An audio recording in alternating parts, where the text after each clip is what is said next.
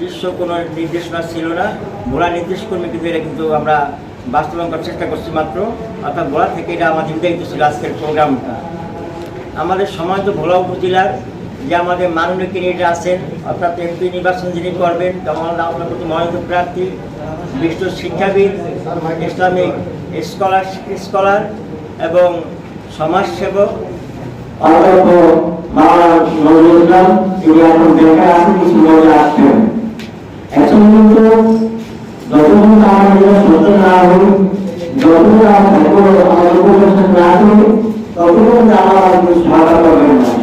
কিন্তু দুই শ্রেণী মানুষ আছে, কয় শ্রেণী মানুষ? দুই শ্রেণী। এক শ্রেণী মানুষ আমার কোরআনের পক্ষে, আর শ্রেণী মানুষ কোরআনের বিপক্ষে। এক শ্রেণী মানুষ কোরআন বাস্তব চেষ্টা করে, আর শ্রেণী মানুষ কোরআন বাস্তবায়ন না হয় এই চেষ্টা করে। যেমন রাষ্ট্র সময় কিন্তু যখন এই ধর্ম শুরু হয়েছিলেন সেই সময় কিন্তু বাবা ছিল, তার সমস্যা ছিল তারা জমিনে আমাদের বাস্তবায়ন হোক। আর আবু চেয়েছিল উম্মতের কোন শাসন বাস্তব করা যাবে না, আল্লাহ বাস্তব করার সুযোগ দেবে না। আমাদের সমাজে এরকম বিরাজি আছে নাই, কিন্তু আমরা ওই সব চিন্তা করে যারা আমাকে ভয় পায় তারা সবাই আমাদের সাহায্য করবে, আর যারা সরকারকে ভয় করবে ওই সব তাদেরকে টাকা দিয়ে বোঝা দিবে। আমরা কি ভয় করবো নাকি? আমরাকে ভয় করবো। আমরা সকল আল্লাহ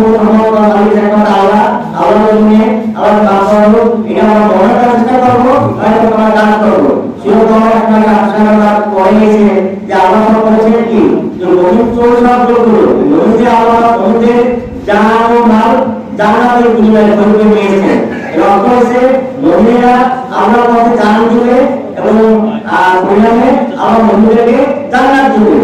বাস্তব অর্থ এরকম ভাবে যে মহিলারা সেই যুদ্ধের ময়দানে হাতের পথে তার জীবন দিবে এবং জীবনটা নিবে, এই উদ্দেশ্য। জীবন দিবে এবং জীবনটা নিবে। আপনি তাকে জীবন দিয়ে দেন আর জীবন কর্মসূচি হস্তক্ষেপ না করেন, এই জন্য জীবন নেওয়ার কথা পরে জীবন মানে ভ্রমণ করার কথা আগে জীবন দিয়ে দেওয়ার কথা জীবন পরে।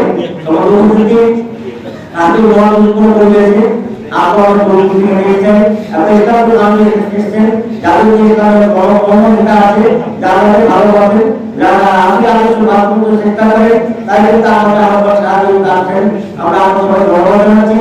আমরা কিন্তু স্বীকার করছি মহানগর যে আমাদের একটা প্রোগ্রাম সফল হয়েছি, আমাদের